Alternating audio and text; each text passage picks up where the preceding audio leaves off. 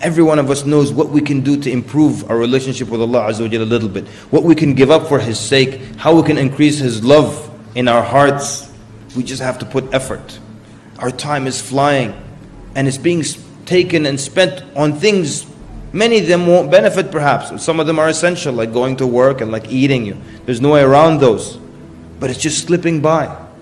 And the only way to take it back is again through having a relationship with Allah. Making dhikr of Allah subhanahu wa ta'ala. Talk about overcoming temptations. So we talked about your heart being filled with the love of Allah Azza wa Jal, this bond with Allah Azza wa Jal, or also with people, and that how it helps get rid of addictions. Let me give you an interesting way of getting rid of temptations or not acting upon temptations. This is a true story. This is a sheikh, an Arabic sheikh that I happened upon for the qadr of Allah, maybe so I can share it with people. And this sheikh solves every problem you present him with 2 rak'at. Every problem you present him, he solves it with 2 rak'at. So, and I heard him explaining this. He says, a guy came to me, he said, "Ya sheikh, I look at women a lot." One of those guys. He's always peeking at women. I call those brothers at their peak performance. Yeah? So he's peeking all the time and everything. He says, "Sheikh, help me. I look at women too much." The sheikh said it's really simple, but you have to commit to this.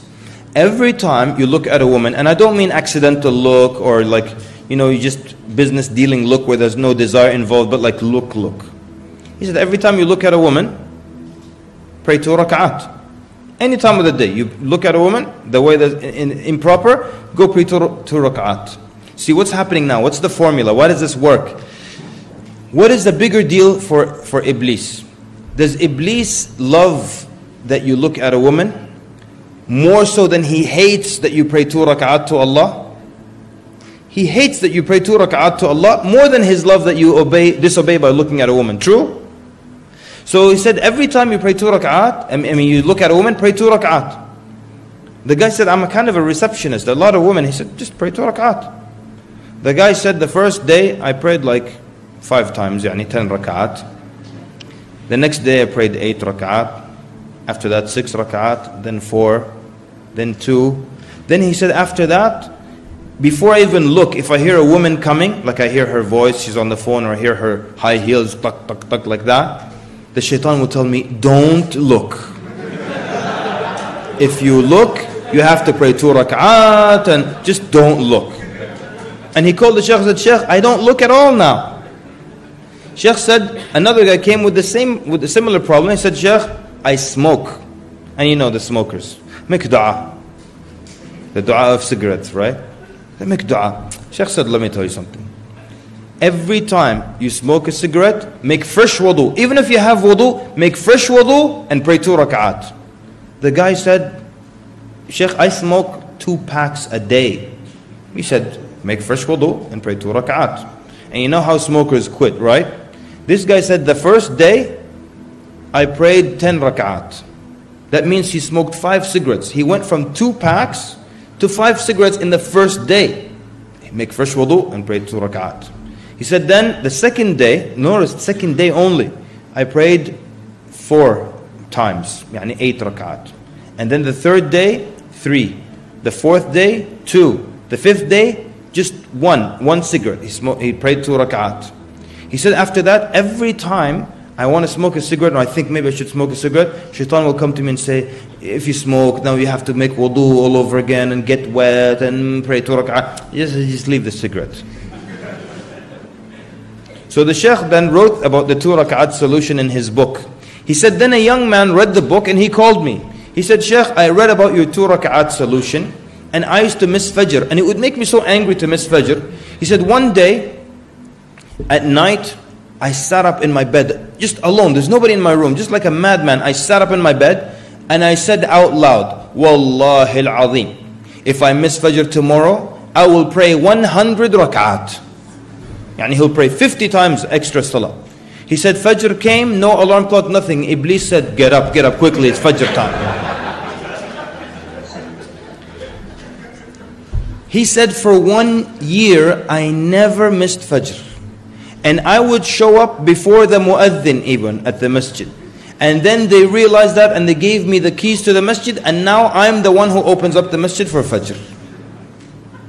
And I really love this idea of the 2 rak'at. The only way it will work though is if you commit to it. And I wanted to share it with you because you might use it for whatever. Maybe one of us in here has an anger problem. Every time I lose my temper, I'm going to make fresh wudu and pray 2 rak'at.